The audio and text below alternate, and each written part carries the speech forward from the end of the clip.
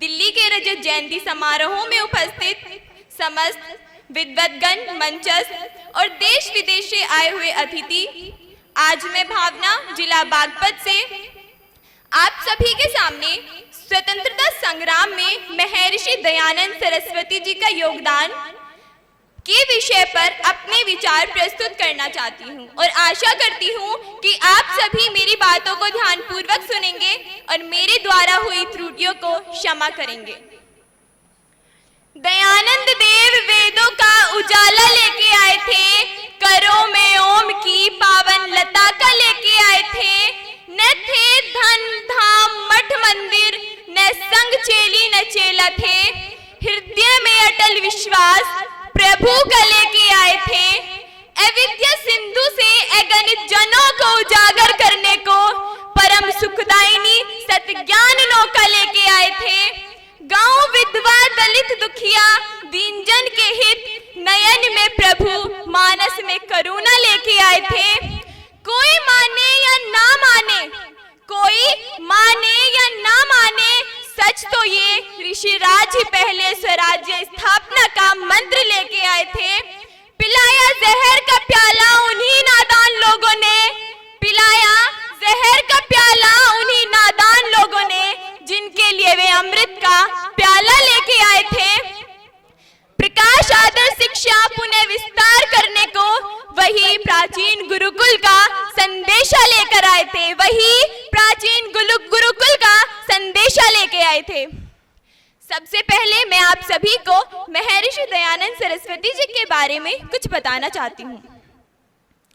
महर्षि दयानंद सरस्वती जी का जन्म 12 फरवरी 1824 को गुजरात के टंकारा में एक साधारण ब्राह्मण परिवार में हुआ था।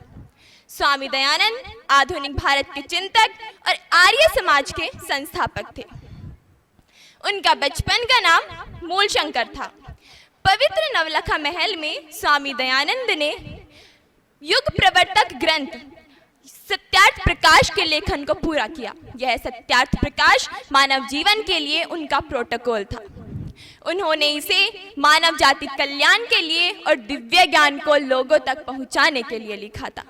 महर्षि दयानंद सरस्वती ने सन 1875 ईस्वी में काकरवाली आर्य समाज नामक संस्था की स्थापना की और 30 अक्टूबर 1883 ईस्वी में इनकी मृत्यु हो गई। सदियों तक इतिहास न समझ सकेगा कि सदियों तक इतिहास न समझ सकेगा तुम मानव थे या मानवता के महाकाव्य, तुम मानव थे या मानवता के महाकाव्य। 1857 की क्रांति के समय महर्षि दयानंद सरस्वती जी की आयु 33 वर्ष के लगभग थी।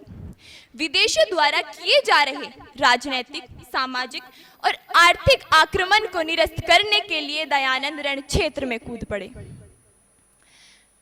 और 1855 ईस्वी में हरिद्वार में एक विशाल कुंभ मेला लगा। सन्यासी, गृहस्थी, राजा रंग सभी इस मेले में सम्मिलित होने के लिए हरिद्वार जा पहुंचे। अंग्रेजों के अत्याचारों के कारण निर्धनों की जीर्ण शीर्ण कुटियों से लेकर राजमहलों तक अंग्रेजों के विरुद्ध विद्रोह की चिंगारी को दावानल में बदल देने का कार्यक्रम बनाकर महर्षि दयानंद सरस्वती पैदल ही आबू पर्वत से दिल्ली होते हुए हरिद्वार जा पहुंचे और गंगा पार चंडी पहाड़ के एकांत स्थल पर अपना डेरा जमाया। प्रथम स्वाधीनता संग्राम के सेनानी नाना साहब, बाला साहब, तात्या टोपे, अजीमुल्ला खां, महारानी लक्ष्मीबाई तथा अनेक नेता महर्षि दयानंद सरस्वती से वहीं पर मिले। ऋषि दयानंद ने उन सभी को क्रांति का विचार, प्रेरणा और कार्यक्रम दिया। महर्षि दयानंद सरस्वती सभी साधु सन्यासियों के संप्रदायों के मठाधीशों से मिले और उनसे भावी युद्ध में अपने योगदान की प्रार्थना की, परंतु उन्हें अत्यंत निराशा हाथ लगी।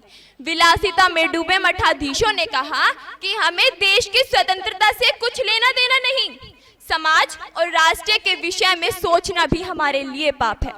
गृहस्थ जीवन का त्याग भी हमने अपनी मुक्ति के लिए किया है। स्वामी दयानंद समझ गए थे।